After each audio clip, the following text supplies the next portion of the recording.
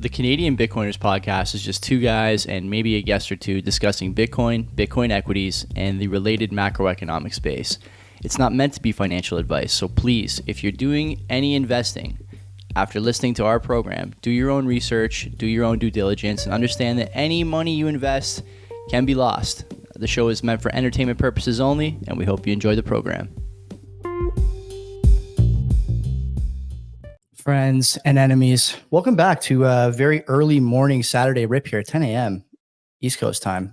Just having a coffee. I've already walked the dog. I've worked out. And for me anyway, typical Saturday fashion, I'm back in my Lululemon leisure wear from the waist down, which you will not be seeing. My guest today, the one, the only QTR, Chris Irons, is here. First, though, the sponsors. We got two. ECDNS. You guys know Mark. You love Mark. Big friend of the show. The Friendly Neighborhood Domain Registrar. We use our, we run all our stuff through EasyDNS, CanadianBitcoiners.com, iwantbitcoin.ca, all our newsletter stuff, the posts, the blogs, the stuff about the podcast for the coming week, all through EasyDNS. They got everything you need over there for virtual private server stuff. So if you want to do, there's like 4 things on this list: Bitcoin node, Nostr relay, BTC Pay server, and nodeless implementations, even if you want. VPG and PGP email. He'll help you bring over your stuff from your subpar provider to the service provider you want over to EasyDNS. Use our promo code. I think it's CBP Media, but if not, you can catch him in the chat. Tell him we sent you. Hit him on Twitter at StumpHope. Tell him we sent you. Looking forward to seeing what you guys start over there. And then the second sponsor, Bull Bitcoin. The best, man. The best place to buy Bitcoin in Canada. KYC-free. If you don't want to give up your name, your address, your blood type, your SIN number, I think ShakePay even makes you send a video of yourself now to verify. Insane. Don't do any of that stuff. Go to iwantbitcoin.ca, register with a name. Notice I said a name, not your name. Head over to the Shoppers Drug Mart near your house, in your neighborhood, or any Canada Post. Bring cash, bring your QR code, scan it, use LoadHub. The person behind the desk will look at you funny. It doesn't matter what they think, okay? You can buy your Bitcoin KYC free. And of course, they're non-custodial, so you don't have to worry about rug pulls or someone telling you later there's some more shotgun KYC. We've seen that a number of times. You don't want any of this stuff. And Bull Bitcoin, make sure it doesn't happen to you. And then, of course, too, if you really want to get off some of your Bitcoin, I don't know why you'd want to do that. You can pay your bills, man. Phone bill, electric bill, mortgage, university tuition, anything. Basically anything except street side pharmaceuticals. You can pick up through the bills portal at Bull Bitcoin. So go there, iwantbitcoin.ca, or use the promo code. It'll be in the description. So I'm going to bring on QTR here, Chris Irons. Now, Chris, first of all, I want to welcome you to the show. This is an interesting. What is up? What are you lying down? I'm just chilling in bed. Yeah, that's great. I love it. I love it. So it's good. It's Saturday morning. It's Saturday morning. I govern the amount of effort I put into doing guest appearances. No offense to you or to Peter, who I was on his thing the other day. But at the end of the day, I don't want to be Mr. Podcast guest. That's not, I know everybody's begging for their their 15 minutes of fame. I just don't care that much. Okay. Let me tell you so something. it was like, it's Saturday. I'm fucking taking the interview from bed. I don't care. You said on Pete's show that that you thought everyone was begging you to come on their podcast because we wanted to show you off. I'm going to tell you why people want you on your show. In the thing you wrote, Why I Bitcoin, you talk about a lot of the stuff you read and listened to and watched, as part of your 15 hours. And I would guess a lot more stuff that helped get you over the hump. Chris, we want you to be the guy that helps get other people over the hump later on, buddy. That's what we want. We want you to be part of the content thing. Why not? Because first off, I'm fucking lazy. Okay. That's the first reason. My days of advocating for things are over. That's, I gave a name to my apathy in like 2008 and it was called libertarianism. When I first started listening to Ron Paul, I was like, wow, this sounds exactly like me. I don't give a shit what anybody does as long as everybody leaves me alone. And I remember that was a profound realization. I was like, there's a political party out there for that. That's what I'm in, whatever it is. It also happened to be the party where, they abide by the Constitution. And Ron Paul happened to be the candidate in that race who was the only one telling the truth. So those were nice added bonuses. The fact that he had an untarnished voting record for dating back like 40 years. And he had been married to the same woman for 40 years and involved with the same church for 40 years. It's like, all right, well, happened to pick a, stance that is rooted in integrity and a somebody that's advocating for it, an example of it. I still think Ron Paul is like one of the last great American heroes. And so what's the point? The point is, I don't want to be convincing people of anything. And it's not just Bitcoin. It's about where to live. It's about what to invest in. It's about what political party they should be involved with. I just don't care. I know how I get down. I know what's important to me. And that's what I focus on, because I'm 41, I'm not going to be around like too much longer. I'm just focus on my shit. You young fucks like you, man. I'm okay. First of all, up in the morning. I'm 37. We're not that far apart. Are you? Close. Yeah, we're close. Jesus, you look like you're about 13. Well, the important thing is good woman, lots of water, and lots of sleep. Now, Chris, the reason I said that I think you're going to help people get over and brought up some of the stuff that you're not doing the interview from bed this morning, is what I'm trying to say. I'm not doing it from bed, but I know a guy who is I feel like Grandpa Joe and Willy Wonka, You decrepit. I got a surprise for you this morning. I'm sorry. There's a guy that helped you get over the hump, and a guy I happen to have the contact info for, and I invited him to sit with us this morning. Oh yeah, what's up, dude? So, Chris, you're laying in bed. I'm sitting here in my fucking workout clothes. I just did a CrossFit workout, and I didn't have time to shower. Joey reached out. I didn't do shit today. So you're going to BJJ later, or no? No, I'm actually. Me and you were friends, obviously, off the air. So I work out like 6 or 7 days a week usually, and I'm in New Jersey today, and I had an opportunity to just take a couple of days and take the weekend and just eat and do nothing. And I decided like it would really be good to give my body a rest for 3. I beat the fuck out of my body. I mean, I run like 30, 40 miles a week, and then I train and whatever. And so I'm giving myself a 3-day little vacation here. I had Cheez-Its for breakfast. I like it. Okay, so Larry, Chris has mentioned you a bunch of times in the spots he's done with Pete, the stuff he writes on Fringe Finance, which everyone should be reading. Talk to me a bit, the two of you guys. How did you get him over the hump, Larry? Because I'll tell you, we reached out to Chris on this show about 2 years ago to do the Bear Cave episodes. We wanted to find people who we thought were competent, had a lot in common with us, but couldn't figure out the Bitcoin thing for whatever reason. We had Doomberg, Mike Green, and then no one else wanted to do it. Yeah. And Chris was the guy we wanted to have on. We couldn't schedule it. And now here you are on this air as, a guy who's wearing the orange shirt now. So how did you get him over the hump? What was the thing that did it? And Chris, talk to me a little bit about your I don't know about coming that. around on this. I don't take any great credit. I mean, but a couple things I'll just say. Chris is super, super smart, and he's super open-minded, and he's humble. And I think that's actually one of the more necessary traits to understand Bitcoin. I think that's why Peter Schiff, and who I like, and Mike Green and some of these other guys can't get there because they've just got so much of their ego tied up in the way they view the world. And one of the things when you read Chris's blog, I love the way it is. He says, hey, look, I'm just a dummy. This is just my view. I could be wrong. I've been wrong plenty of times. And I think, he's got an intellectual honesty and curiosity that led me to believe he was searching for the truth. So, it's funny, when Chris and I first met, I heard his podcast. I loved him. I was like, God, this guy's a fucking genius. I feel like he's my brother. I got to get on this podcast. And I wrote him and said, hey, man, will you have me on your podcast? He's like, hell, who the hell are you? and eventually I got to follow me on Twitter and realized, hey, we were kind of similar minded. And so we got to be friends. And I always just kind of knew he would come around, just as I actually think these other guys will. I mean, I did an hour and a half with Chris and Pete Schiff. And, I don't remember if you remember it, Chris, but there are parts of that conversation where I thought Peter was kind of conceding a few points. And, it wouldn't even surprise me if some of these guys who say that, I think part of his gold stick is a marketing thing for his gold business. And, a lot of people follow him as a result of that. And so I wouldn't even be surprised. I know guys who are really anti-Bitcoin, but they're now starting to get the FOMO. And it's kind of like I was with some fellas last night, and they're kind of like, gee, maybe I ought to have a little bit of this, and so it was pretty straightforward. And I will also say it was a process. It wasn't, I think Chris went from, I don't believe it. And, to be fair, there was a lot of noise and bullshit in this space, which sent people away from it. Sam Bankman-Fried and shitcoins did more damage to Bitcoin than anybody can imagine. When I talk to the average finance normie, that's right where they go. This thing is full of fraud. I'm not touching it.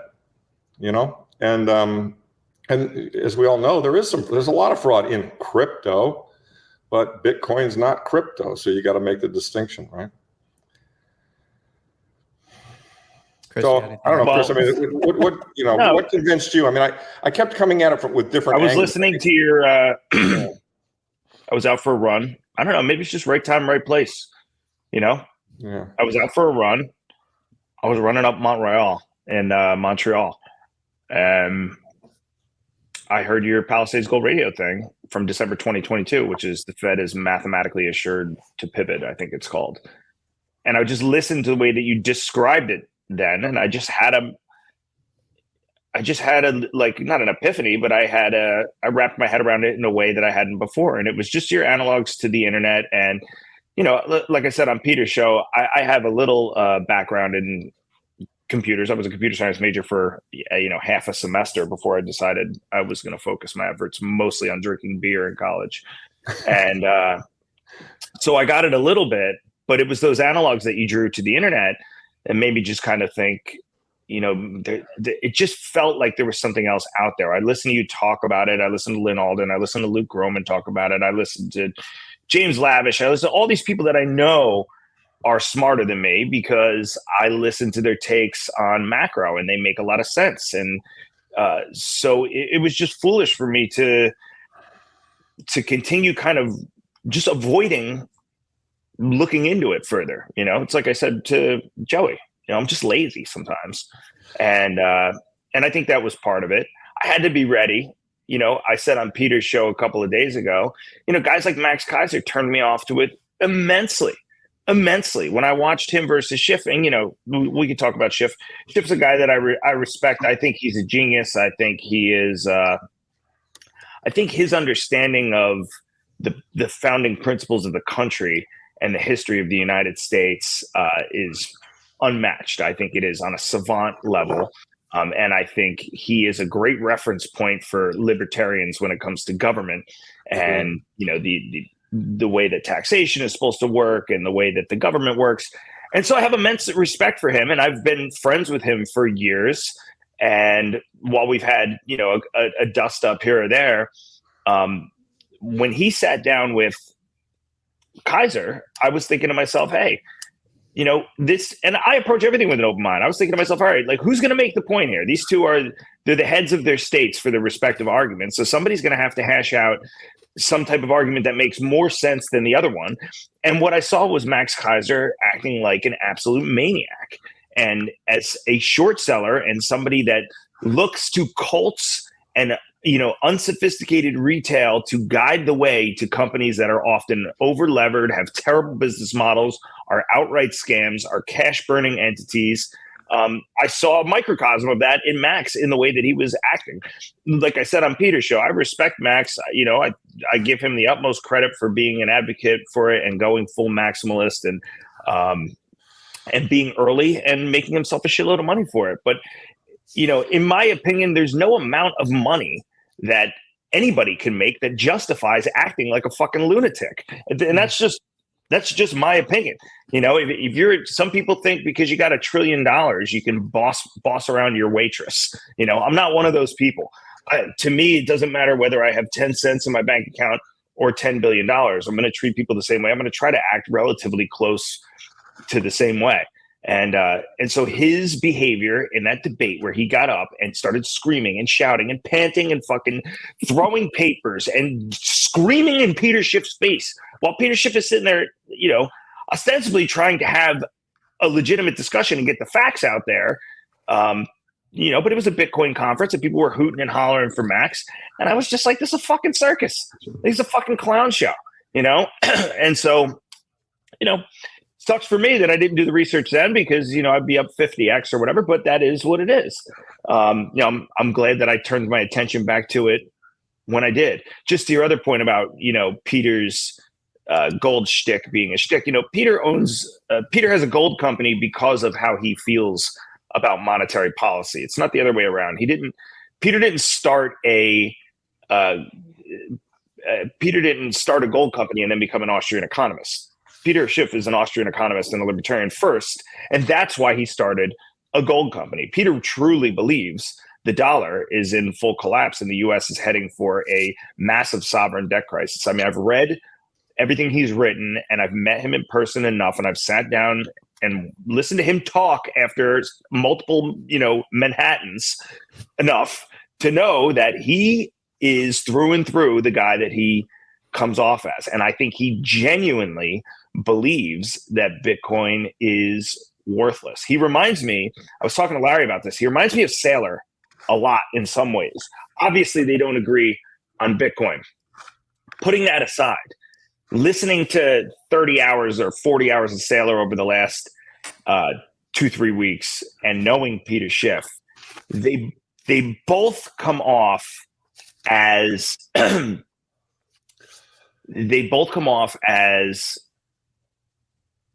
wholeheartedly 105% convicted that they're right.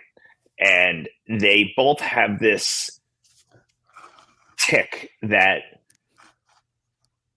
where it feels like they both have an incessant need plaguing at them for other people to see things the way that they see it. I don't mean it in a bad way. I don't mean they're forcing their views on people, but just that it just makes so much sense to them. Bitcoin makes so much sense to Saylor.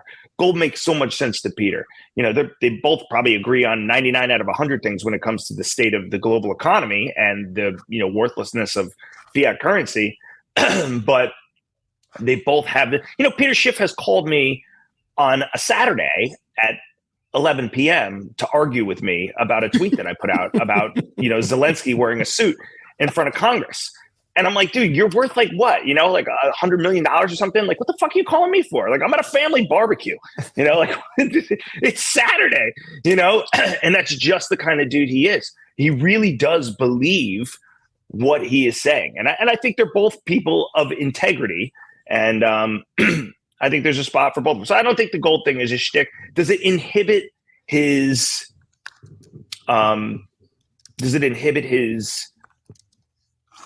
Bitcoin requires just a little bit of a leap of faith too. And so does it inhibit his ability to perhaps try to take that leap of faith? Because there is risk.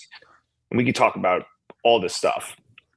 But maybe, but I think I don't know. I don't think it's keeping him up at night. I think he really does.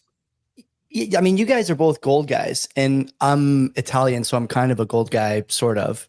But the thing I would just ask you guys is like, what do you think the gap is for a lot of the guys who are gold but not Bitcoin? You guys are both gold and Bitcoin. I think that's a fine position to have. I don't see a problem. Gold has 5,000 more years of history to back it up. So let's just start with that. If you're looking, Saylor always talks about Bitcoin's the bedrock. It's New York City before they started building on it. It's the land. It's the tectonic plates.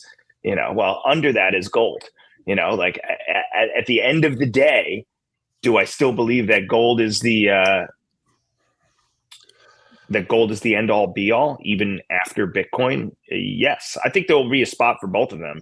I don't think gold is going to go to zero or lose its value or not be money. You just don't shift the gears and change 5,000 years of gold's track record as a store of value. There's a reason central banks hold gold because it's as close as we can get to the end all be all. And so I forgot what the question was. Larry, say something. Well, look, I mean, I think there's a lot of debate about how fast Bitcoin will take share from gold and how much share. And I mean, the way I think I look at it is that Bitcoin is, I like Paul Tudor Jones, who says Bitcoin's the fastest horse in the monetary debasement race.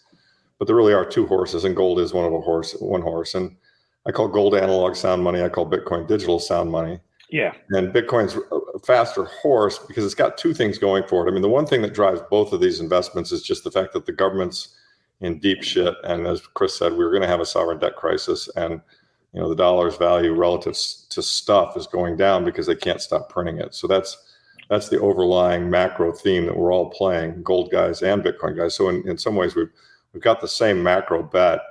The difference is that Bitcoin is also going through an adoption cycle, which Chris alluded to earlier. It reminds me very much of the internet, where it feels to me like we're kind of at roughly that 10% tipping point, Malcolm Gladwell's book. And if you look at that tipping point in, cars, TVs, radios, cell phones, whatever, computers, when you get to that 10% tipping point, the adoption really often accelerates and kind of goes hard for a while until it becomes pretty ubiquitous. And so I feel like Bitcoin is at or turning that 10% corner. And therefore, it's likely to run harder than gold, but that doesn't make gold worthless. As Chris points out, 8 billion people. I mean, you can walk into almost any country in this world with a gold coin and people know it's money.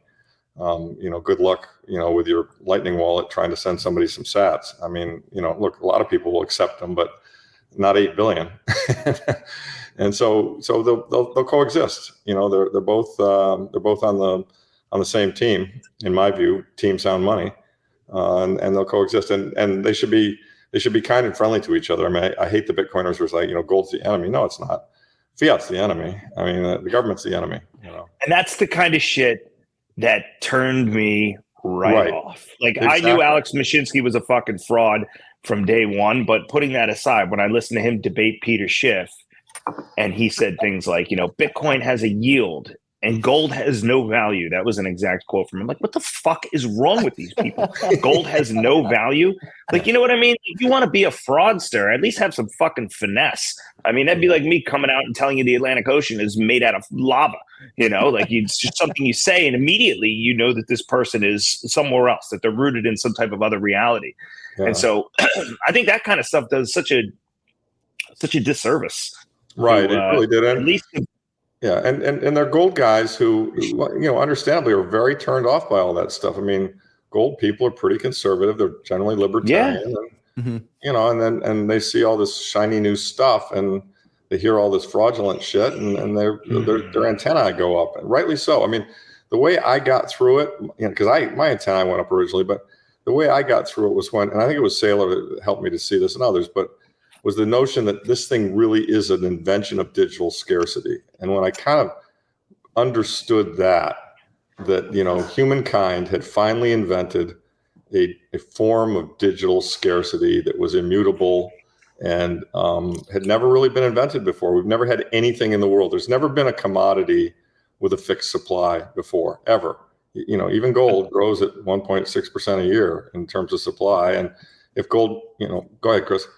But that in and of itself isn't what gives it value, because if you can create digital scarcity with Bitcoin, you can fork it off and make a million different things. So it's that, and it's the fact that the network has the way that the network works, but the fact that it has grown, it is almost a too big to fail type of thesis, which is something I had danced around a little bit in the past. I had asked Peter, when I did that podcast, what am I buying when I buy Bitcoin? You got to be able to explain it to somebody in one sentence. And we were tossing around ideas and nobody was really able to come up with something. But somebody wrote in this morning or yesterday when I was reading the comments, you're just exchanging one currency for another.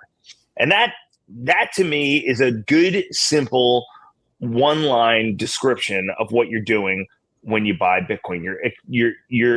It's an exchange rate. It's an exchange rate between the dollar and between the first widely adopted digital money that has ever existed, and it will continue to be prominent if people want to continue to use it. And so, to your point before, the fact that we're still early in adoption, comparative to the internet, we would be using a 9600 baud modem here. Like, that's how early we are. Because you have all the layers and all this other bullshit. But the fact that the adoption is so early on doesn't leave me any questions about whether or not the adoption is going to continue. The wind is at its back now. When you have Franklin Templeton out there and iShares doing your bidding for you, the war is kind of already won. You've kind of won with the regulators. You've kind of won with Wall Street already. It's still on day one of 1,000 in terms of adoption for Wall Street. And there's a lot of fucking money out there. There's a lot of money out there. And so, another podcast I was listening to yesterday said it may not be around for 50 years or 100 years or 200 years, but, for as long as it lasts, you're going to want to be involved. And that's what I'm thinking. Like, wow, all right, like we've been off the gold standard for only 50 years.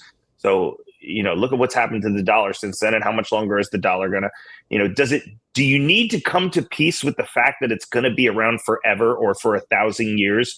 Peter said, one of the questions you're still thinking about is durability. I listen to sailors say all the time, it'll be here for 1,000 years. I don't know. It's a bit much, like it's a bit much for a 13-year-old brand new digital asset that can pretty closely be replicated by something else. But would I be far more confident in saying it's going to be here for 5 to 10 years at least? Absolutely. I think it's just getting started. And so thinking like Paul Tudor Jones, you want to be riding that horse when it comes out of the gate? Like I do. I think it's still, we haven't even run the first quarter mile yet. Yeah. What are the other concerns you have? I mean, you can answer this too, Larry. You're I think still somewhat wet behind the ears, right? Compared to some of these 14, 13, 12 OGs. What are the concerns you guys have about this thing? I mean, when I think about it, actually, I was out for dinner with a couple of my good friends yesterday, and it's the same story all the time. I can't buy anything with it. And to me, that speaks more about like maybe your fiat situation. Like you need to have some liquid cash, maybe more than other people do, or you can't guarantee that the government's not going to take action against it. And you see that kind of in the mining and the sort of centralized nature of the industrial publicly listed miners right now, especially in the United States where you guys are. What other concerns should people have, and do you guys have about this thing? What should people be looking out for in terms of like, this is a red flag, something we have to take action on ASAP? You want me to go first? So first of all, I was buying some in 2013 or 14, so I've had some for a long time. But to be honest with you, huh? my concern was always the technology. And if you actually go back and you look at, I was meeting with some of the core developers at MIT back then, and you listen to them, and they were concerned too. And you had these block size wars, and you had SegWit, and I mean there were a lot of things that have improved it over its 15-year life. I mean, there was a time when it really was somewhat vulnerable. Like it could have been 51% attack. The government could have shut it down. I mean, there are a lot of things. As Chris pointed out, I think we're beyond that now. What I watch I watch the adoption metric, which is, are dogs eating the food? I mean, it's money because people think it's money, and it's money because more people think it's money this year than last year. And if that were ever to change, the number of addresses were to go down, or the hash power were to go down, or the number of transactions, the transaction average size was to go down. I mean, if suddenly people just became bored with Bitcoin, like, oh yeah, who cares? If the number of use cases were to go down, anything that caused human beings to say, I don't give a shit about this thing anymore, or if a better thing were to come along, that would concern me.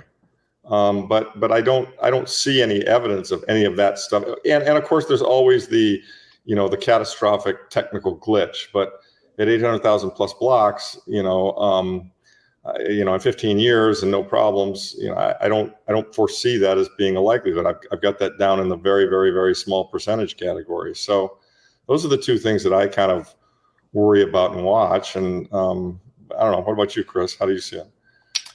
Well, obviously the loss of adoption is a huge deal, right? But it's where we are now. And I think with the momentum behind it and the number of nodes growing and the hash rate growing, and, it would really be, it would be like turning around an oil tanker. You don't really just pop a 180 real quick. You would start to see the trends fall off a little bit. So I do think Bitcoin is if the people want it, it'll happen story. And converse to that, I think if the people don't want it, it won't happen. I think it will fall out of favor. But I think that there's so many people that haven't realized what its benefits are, and so many people that still don't know what it is at all, that I think we're a long way from it. I think it will hit. There will be a lot more adoption, I think, before adoption slows. However, if adoption slowed, that would be an enormous red flag. That would be something that would definitely get me out. And I think at a point like that, you would see a move from Bitcoin to gold that would just rip faces off. The other thing that worries me is the, quantum computing and SHA-256 thing.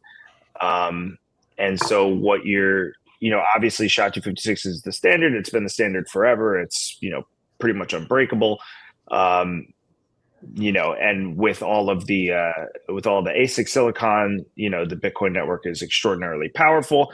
But, if a chip comes along that's like, putting 10,000 ASICs into one fucking piece of silicon, and then you mint 10,000 of those, then all of a sudden you could have a really big problem. However, there's two, counter arguments to that. One is, Saylor's kind of argument, hey, we'll get to that problem. We'll deal with the problem when we get to it. And, if somebody were to achieve that type of quantum computing power, that they would have much bigger fish to fry than hacking the Bitcoin network. Both of those kind of make sense. The second thing is that as adoption continues, as you're seeing now with MicroStrategy, who's turning into a Bitcoin development company, as the network grows and people are incentivized to protect it.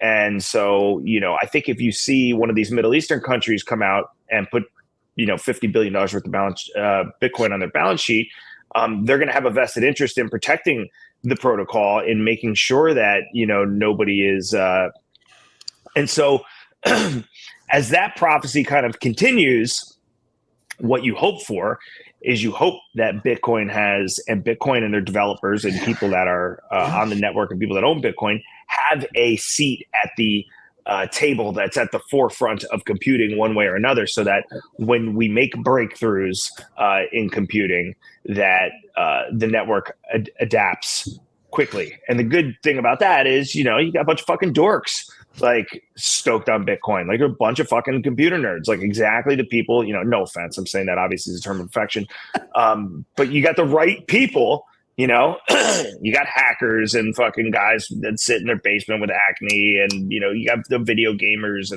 and the people that you want on your side if it's going to come down to cyber warfare. So the only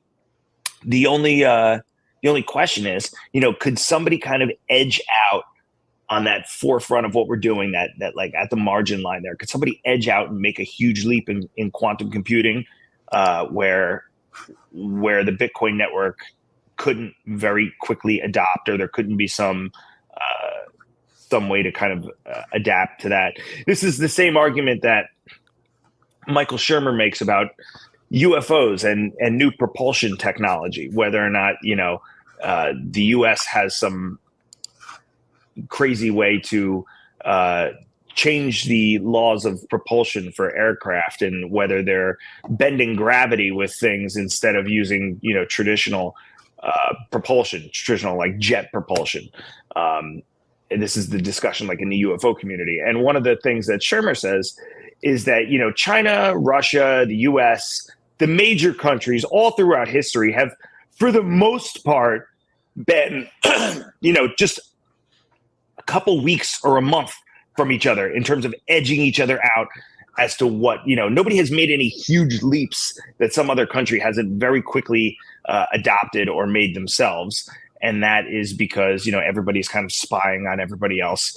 And so the quantum computing problem kind of reminds me of that, in the sense that's what you have to hope for. You have to hope that, that no single person is going to make some quantum computing breakthrough in their basement. And then if they do by themselves and nobody knows about it, are they going to want to attack the Bitcoin network first? Which, being digital cash, that also makes some sense. So those are the things that right now I would consider. That, and maybe like the core developers turning, right, Larry? That's something you said. Yeah, I think the core developers, if there's not a quorum of core developers that went rogue, I think the odds of all these things are quite low, but they're not zero. You have to kind of consider the possibility of everything happening in the world. An EMT thing knocks out power and the internet for a long period of time, obviously would be bad. U.S. government deciding to, fine it, ban it, put people in jail if they use it. It'll survive because it's worldwide and no one government can kill it, but they can throw sand in our face. There's stuff, there's stuff that can happen that's not great. And they could start mining. They could start mining asteroids for gold too. Yeah, right. Exactly. We can't even track an asteroid yet, much less think about how to get mining equipment on and pull the gold out. So, there's a lot of silly stuff that, my investment time window is kind of 5 to 10 years. The quantum thing does bother me. I've just been hacked recently. I've been talking to some computer people. It's really amazing what they're doing in terms of, how quickly AI can sort through passwords and so forth.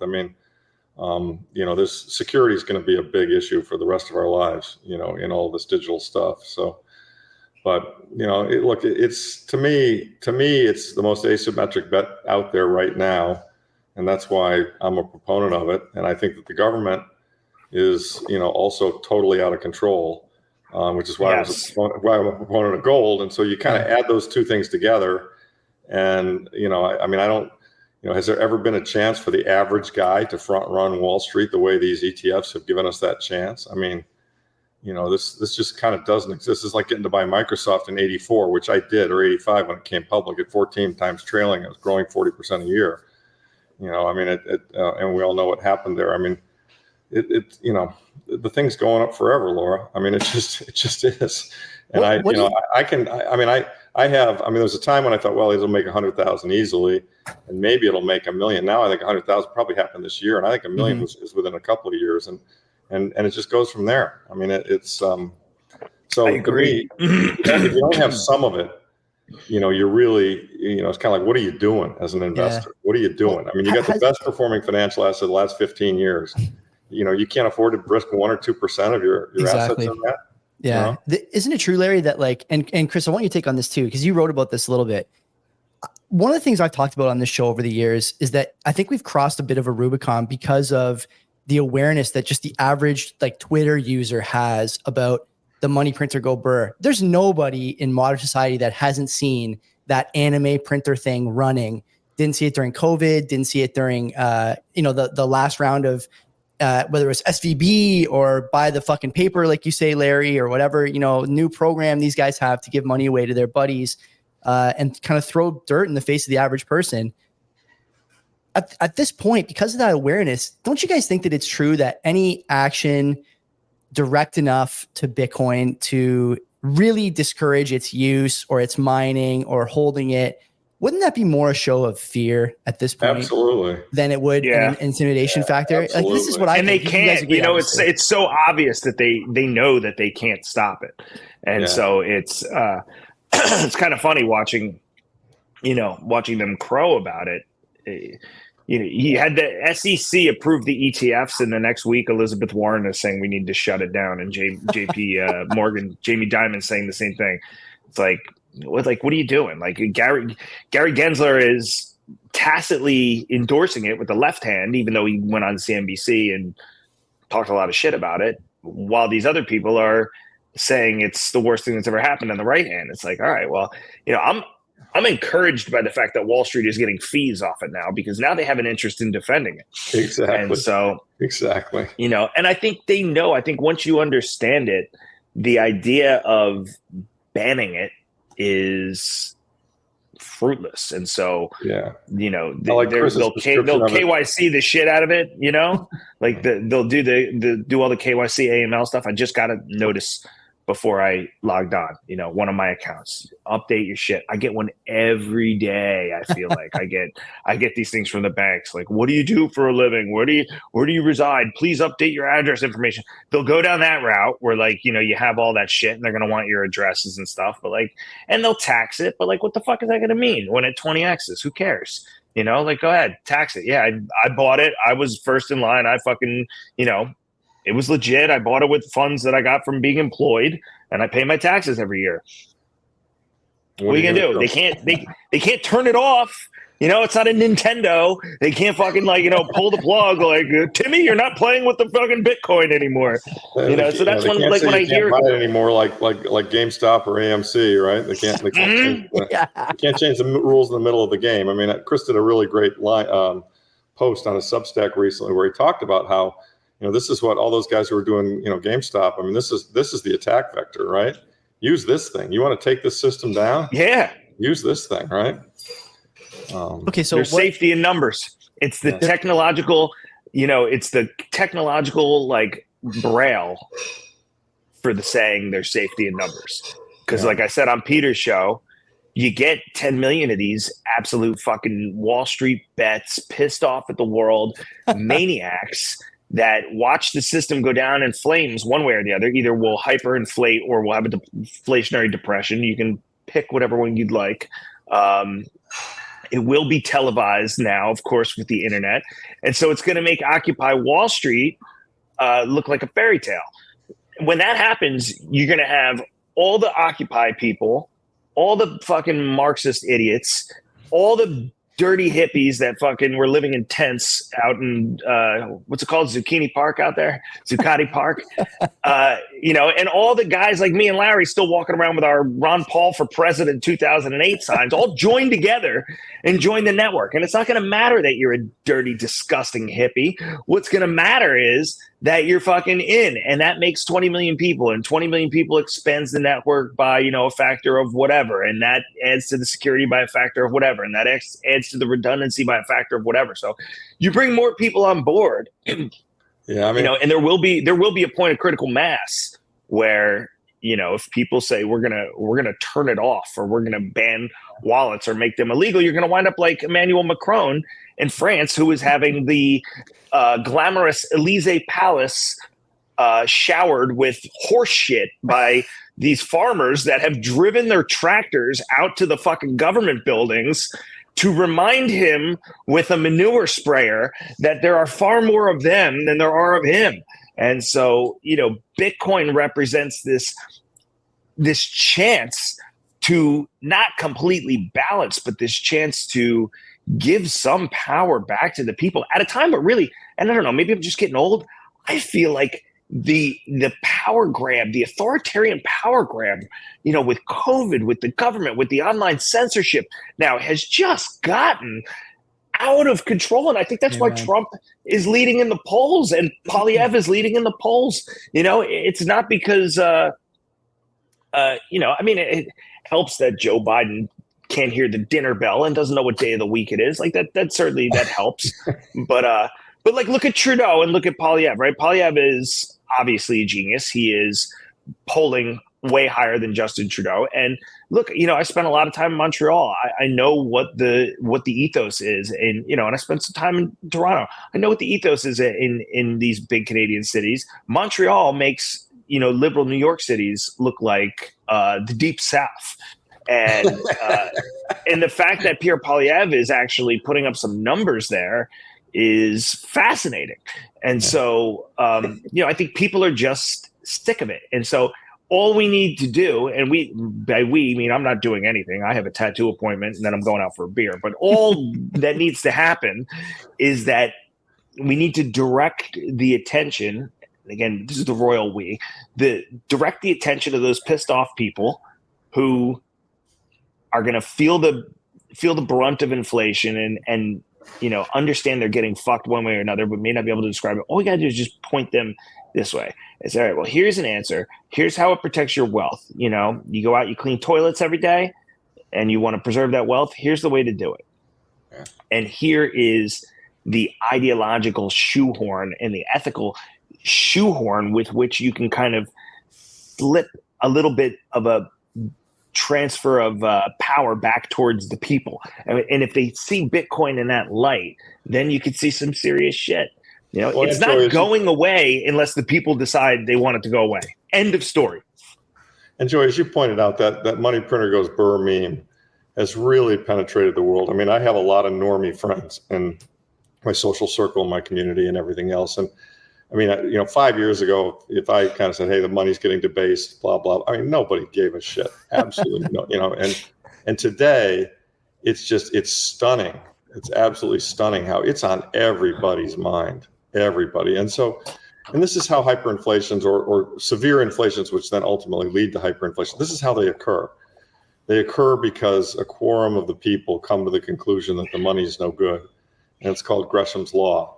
And, they begin to figure out, okay, if the money's no good, that means I have to swap this currency for a better currency. Gold's a choice, Bitcoin's a choice, silver's a choice, real estate for some people's a choice, whatever. But that swap is getting to be more and more important and more urgent. And I've observed in my social circle, many of whom think I'm crazy, and I was always the crazy gold guy, are now kind of listening. They're aware that printer goes burr. They've seen COVID. They've seen, PPP. They've seen BTFP. They've seen all the shit. And they see the dysfunction in Washington, D.C. They see the deficits. They see the senile president, et cetera, et cetera. And they're asking themselves, well, shit, what the hell can I do? How do I fight back? And, sound money is the solution. I mean, the problem, what's wrong, I mean, this isn't a blue-red issue. This is a sound money, non-sound money issue. Yeah. That's really to me, that's where the battle line should be drawn. Is it interesting to you guys? We'll get you out of here on this because it is a Saturday, and I appreciate. Yeah, I do have to run pretty soon at 11. So let's wrap up on this question. You guys have mentioned, and Chris, the reason I titled this, Bitcoin and our bullshit economy, is because you black out once every so often on your podcast and just rip for an hour, rolling downhill on all the things that are pissing you off. And now describe it. Yeah, well, I mean, what else can I say? Now I know you do it in bed, which makes it even better. And I'm curious, like, what do you guys think is going to be the thing that pushes people, the normie, over the edge into Bitcoin? We talked about all these things. I know for me, some of the things I think about sometimes as a millennial, I got a lot of friends who are a couple years younger than me who, like, as you mentioned there, Larry, like, gold's a choice, equities are a choice, real estate's a choice. Those aren't choices for people anymore, man. You can't buy a house to protect your wealth. Equities don't go up fast enough to hedge against inflation. You may as well just spend the money, right? We've seen this kind of doom loop spending. You see it in credit card deficits and stuff like that, in the Fred numbers and other data from around the world. To me, Bitcoin is the obvious thing here. Like, take your $5 or $10 every week, if that's what you got, park it here and start to change the way you think and see what you can do with this thing over the course of 5 years or 10 years or a cycle, a halving cycle, let's say. What do you guys think is going to push people to that? I would say, first off, just to that, I would say that I don't necessarily agree that it's the only thing. I would say diversify, and that's, what I do. I would say diversify away from, the dollar. And so, I buy foreign equities and, any type of hard asset or sound money, Bitcoin included, but not limited to Bitcoin, because there is a disproportionate amount of risk with Bitcoin that there isn't with the stock market, or that there isn't with real estate. And so, and those things do go up in an inflationary environment. They just don't go up, enough in real terms. But if you want to pick stocks instead of throwing your money into an index, you might be able to outperform. I think the thing that, and I wrote about this is that article I wrote a couple of days ago called "The Catalyst That Could Standardize Bitcoin." Mm-hmm. I'm just trying to answer the exact question that you're asking. Like, what is it going to take? And I think the next financial crisis, which it doesn't have to be a 2008 where the system is on the verge of collapse and there's a bailout. It could just be inflation running out of control. Inflation going back up to 4 or 5% and the Fed not being able to stop it, that'll catalyze some people to get pissed off. I mean, that'll be a huge deal. So that next big point in history, whatever it is, where the people decide they've had enough with Wall Street. This happens every 20 years or 15 years or 25 years. That next point where people get fucking angry, Bitcoin will be there. And I think that is going to have a lot of people looking at it for the first time and looking at it in ways that they haven't before. Yeah, Joey, I got to run here literally in 2 minutes, but I think that's right. I think the answer is something's going to break. The government's going to respond and react to that break. That response is going to be to print more money. And this time people get it. They know right. What happens when you print more money. Right. You get serious inflation and gasoline goes from $2 to $4 and they're like, oh, I get it. I've seen this movie before. It just happened with COVID. Yep. And so every, when they see this pattern repeating and getting larger and larger and happening more often and more often, they're going to be driven into the sound money camp. And they didn't know that in 2008, Larry. Yeah, when they protested against the bailouts, they were protesting against the disproportionate allocation of that capital. Of it all. Right. They were protesting the socialized losses and the privatized profits. Right. Now they have a brand new, fresh memory of how badly inflation robs them of everything they work for, and that will be on the forefront of their mind. So it's just the cumulative hurts, and they're coming faster and harder. And, it's like a frog being boiled. The water's getting really damn warm. The frog's going to say, get me the hell out of here. So, yeah. So it'll really drive me to think. Guys, I really got to run. I made a commitment to my wife. So I'll let you guys continue. Yeah, have a good one. Thanks, Larry. Okay, cheers, good surprise, man. Good to see you. Yeah, nice to see you. I'm glad he came. I'm going to get you out of here too, Chris, on this here. What is it, in your view, that the gold bugs are just not getting about Bitcoin? What is it? You said a little bit about the history. They don't understand. Well, I think, I think there's a fair amount of people that don't understand how it works. There's a fair amount of people that are scared of it because it's digital. It's very different than gold.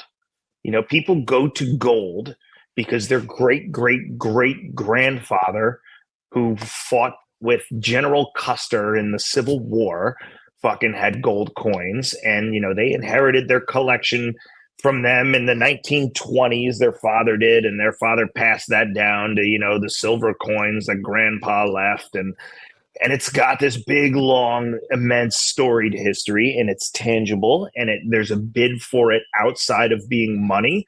It's used in electronics, it's used in jewelry, it's used in aerospace, it's used in dentistry. So there are some use cases for it and a bid for it outside of being sound money. And so it just has an immense, very safe track record. And that's why I love it too, is the fact that it is, bar none, the safest thing that I think you can buy. I think gold is probably the safest, so much so that I think buying it really isn't even it's not a bet to make money in real terms so much as it is a way to preserve your wealth. And so, that is, there's a lot of people like Peter Schiff, they'll just tell you that, like, that's all you need to know. And if you ask me, I think gold still does usurp Bitcoin in terms of where it exists on the foundation of sound money. I think gold is sounder money than Bitcoin. I don't know if that'll change at some point. It would take, I think, worldwide mass adoption and governments to kind of make it the standard for their respective countries and the reserve for their respective countries. When central banks start holding Bitcoin, then talk to me, but they don't, but for El Salvador. And so, gold really is still the king. If you are a conservative, person that wants to protect their capital, that wants something they don't have to worry about. They want something they don't have to check the price of every day. They want something they don't have to worry about 10, 20, 30% swings in over the course of 2 weeks or a week.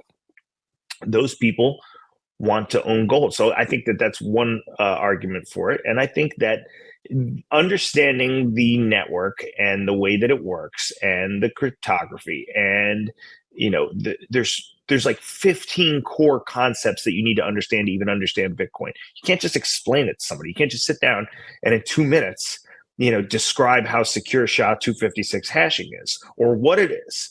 Most of 9 people out of 10 couldn't tell you what hashing is to begin with. I couldn't have fucking probably given you a definition of hashing a month ago that made any type of coherent sense. And I was a computer science major.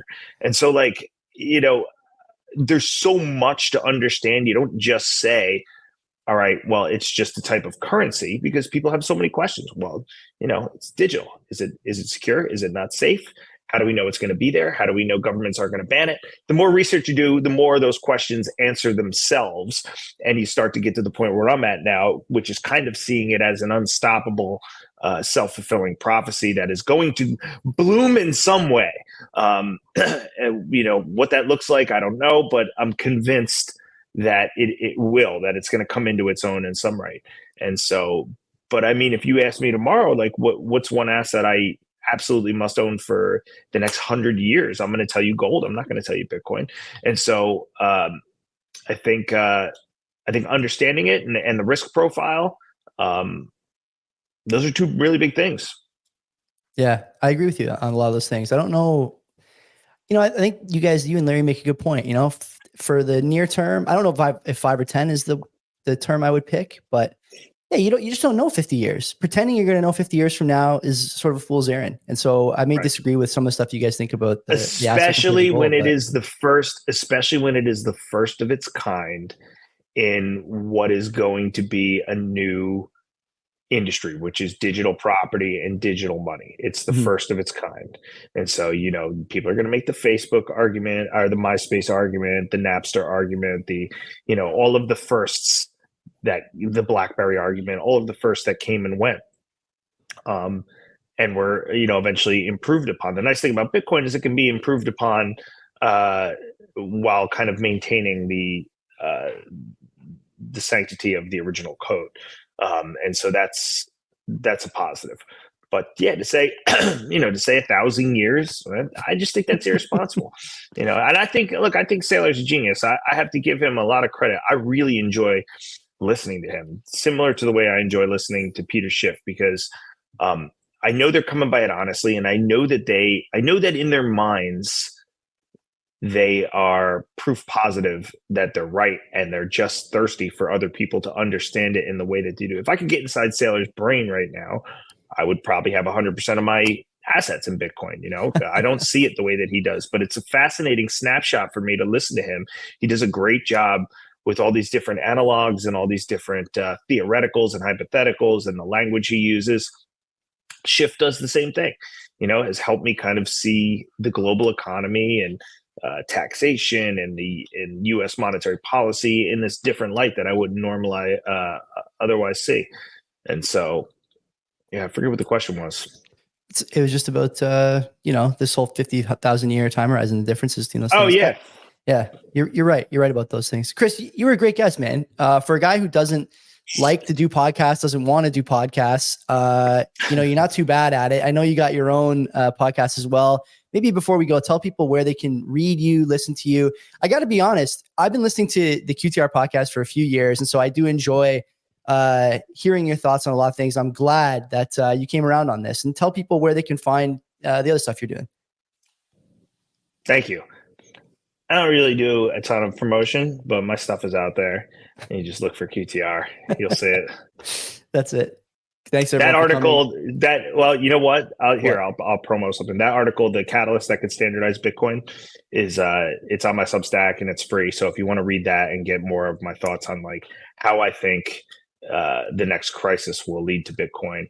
And I, not to promo another podcast, but I talked about it a lot on that What Bitcoin Did podcast a couple of days ago too. Yeah. And so, those are probably two places if you want some more. I'm sure you can put a link in the podcast description. I will for sure. So if you want Chris's thoughts on Bitcoin, economics, and why that one UFO guy is a fraud, QTR, Fringe Finance, and the QTR Podcast. That's right. we can talk about that anytime too. Until next time, everybody, take care of yourselves.